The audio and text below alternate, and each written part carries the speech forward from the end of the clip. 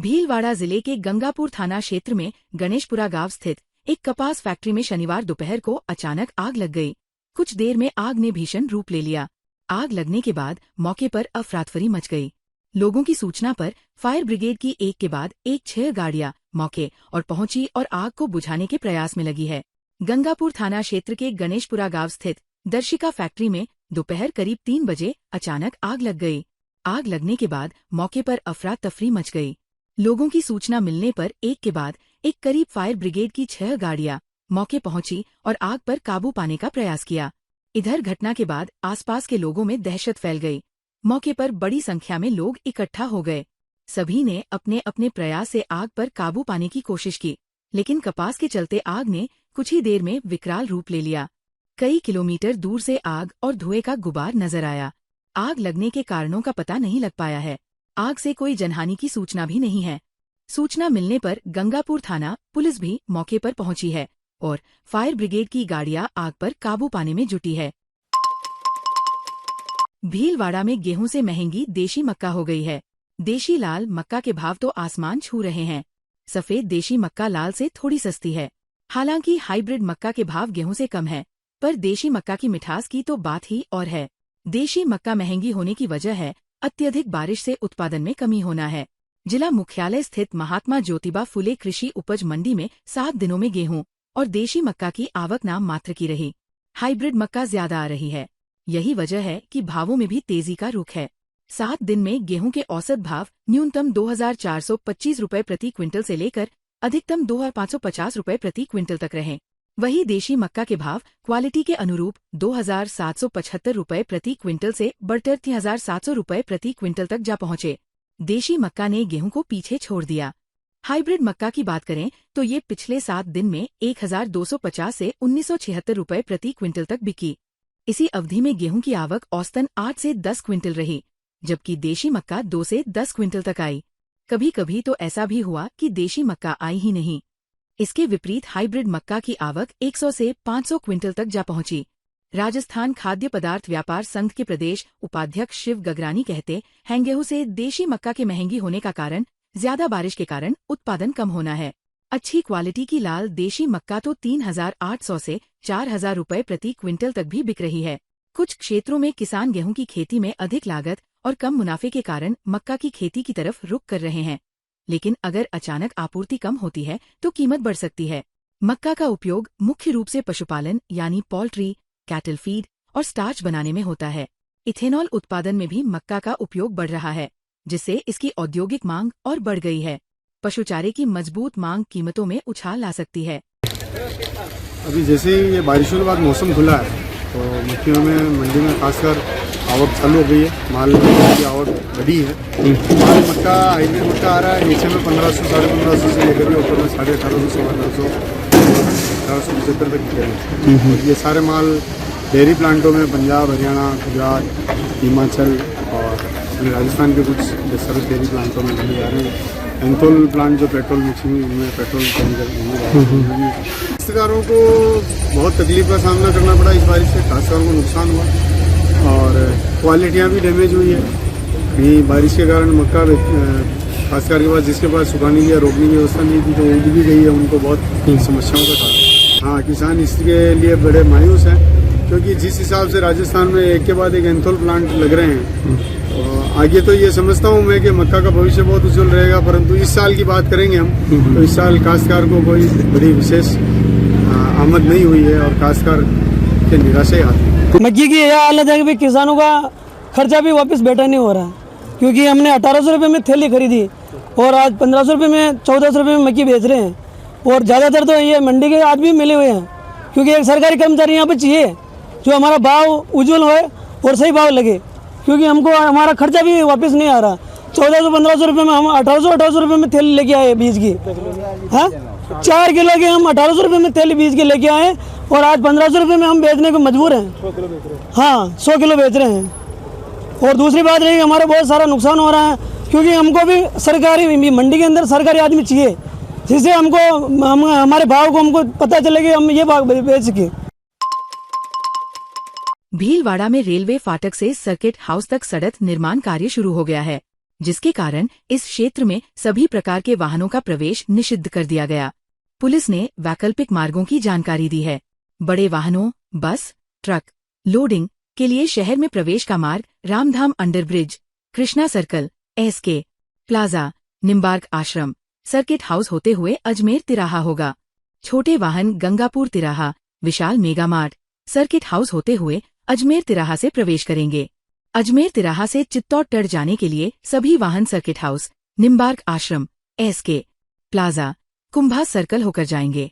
गंगापुर से शहर की ओर आने के लिए वाहनों को पांसल चौराहा से निम्बार्क आश्रम, सर्किट हाउस, अजमेर तिराहा ओवरब्रिज, कुंभा सर्कल और रामधाम होते हुए शहर में प्रवेश करना होगा।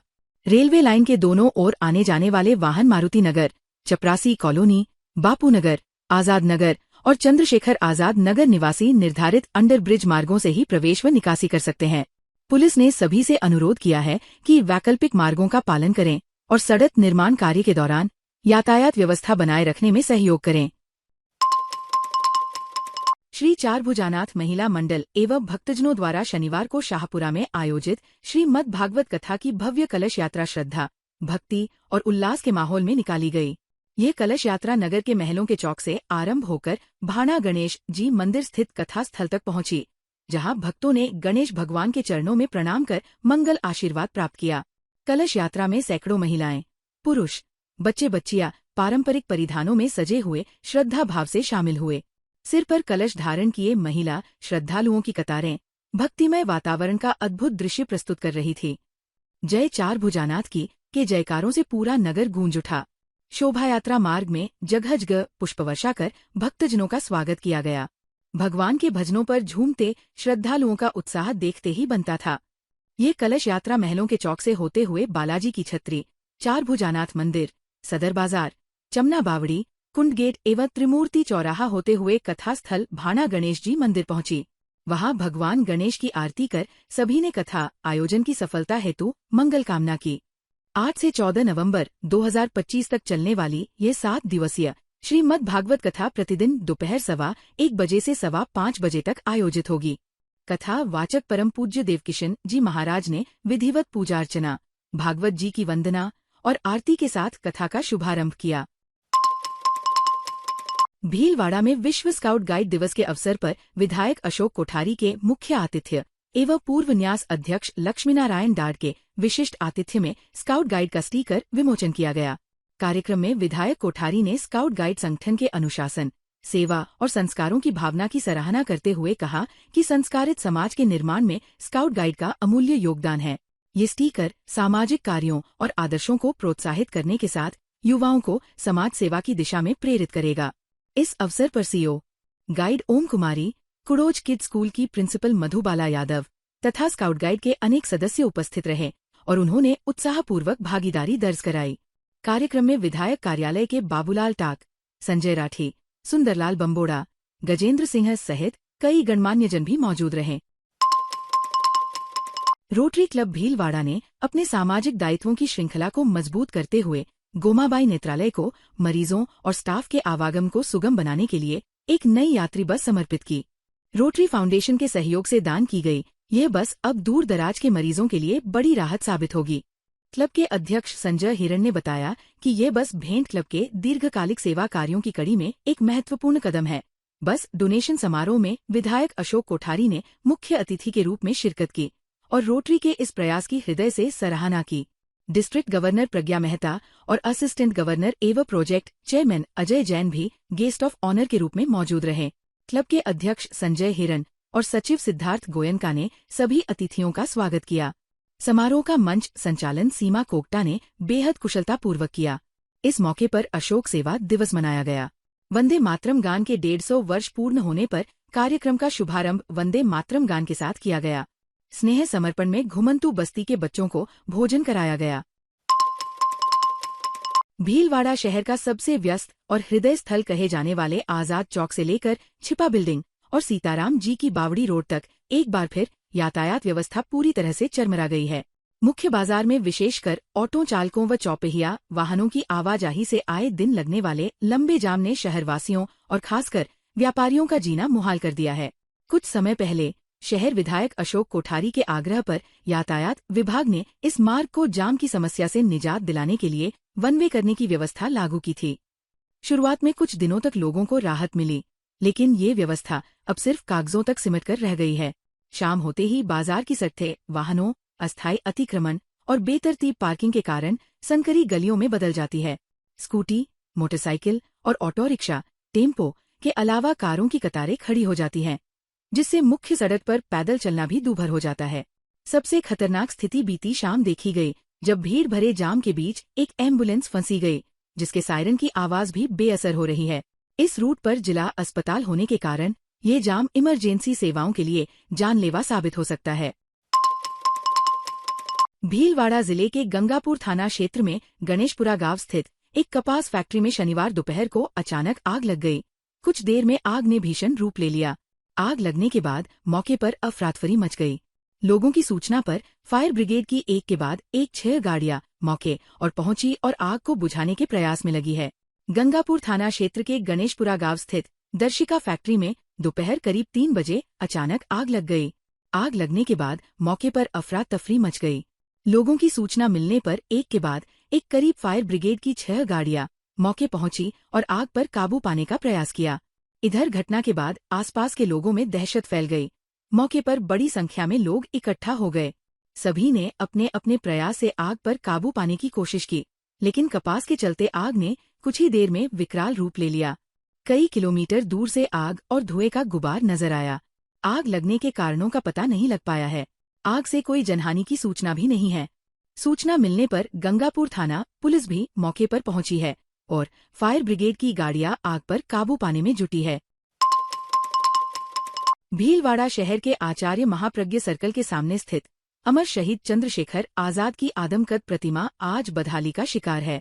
जिस स्थान को राष्ट्रभक्ति और प्रेरणा का प्रतीक बनना चाहिए था, वहां अब गंदगी, जर्जरता और प्रशासनिक लापरवाही का बोलबाला है। ये दृश्य न केवल शहर की सुंदरता को बिगाड़ रहा है, बल्कि शहीदों के सम्मान पर भी गहरा प्रश्न चिन्ह लगा रहा है। प्रतिमा की रंगत पूरी तरह उड़ चुकी है और उस पर दरारें साफ नजर आती है। आसपास का चबूतरा टूटा हुआ है, टाइल्स उखड़ चुकी है और जगह जगह सूखे पत्ते, कचरा व मलबे के ढेर जमा है। परिसर की चारदीवारी कई स्थानों से टूटी हुई है, जिसके कारण ये स्थान अब एक वीरान मैदान जैसा प्रतीत होता है। इन हालातों को देखकर साफ झलकता है कि वर्षों से यहाँ रखरखाव का कोई कार्य नहीं हुआ। सवाल उठता है कि जब नए शहीद स्थलों के लिए करोड़ों रुपए खर्च किए जा सकते हैं, तो पहले से मौजूद इस ऐतिहासिक स्थल की अनदेखी क्यों? क्या हमारे शहीदों को केवल उत्सवों और समारोहों में याद करने तक ही सीमित कर दिया गया है?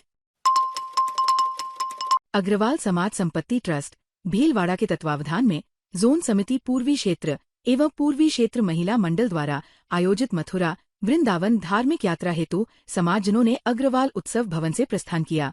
यात्रा संयोजक किशन गोपाल कसंडिया ने बताया कि 4 दिवसीय इस धार्मिक यात्रा में लगभग 50 समाजजन मथुरा, वृंदावन, गोकुल, बरसाना आदि धार्मिक स्थलों व प्रमुख स्थानों का भ्रमण करेंगे, कर दर्शन लाभ लेंगे एवं साधु संतों से भेंट करेंगे।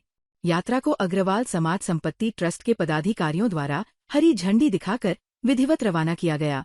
इस अवसर पर अध्यक्ष पवन खेमका, ट्रस्टी प्रहलाद राय बंसल, मुकेश अग्रवाल, सुनील मानसिंह, ललित अग्रवाल, गोपाल बंसल, मामा, पुरुषोत्तम मोर, कृष्ण गोपाल कसंदिया, नरेंद्र गोयल, अमित नागौरी, किशन पटवा, प्रहलाद कसंदिया, वेंकटेश गोयल, धीरज अग्रवाल, ऋतु नागौरी, पायल अग्रवाल, संध्या अग्रवाल आदि गणमान्य अग्रबंधु उपस्थित थे।